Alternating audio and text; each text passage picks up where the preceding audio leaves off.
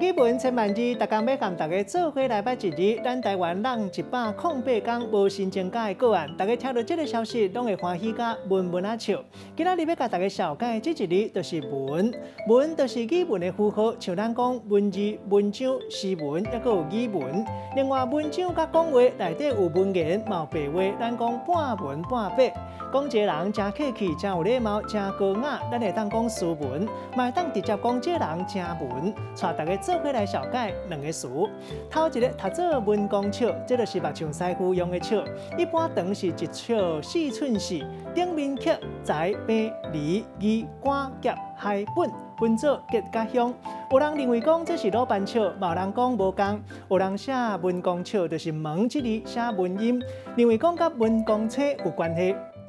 第二个词读做文文啊笑，这个意思就是微微啊笑，唔是笑甲嘴啊利塞塞，嘛唔是笑甲真大声迄款。咱用一句话来举例，甲这两个词甲做伙。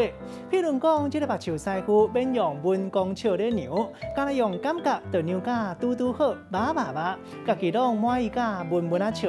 今仔日小解这一日文，提供予大家参考。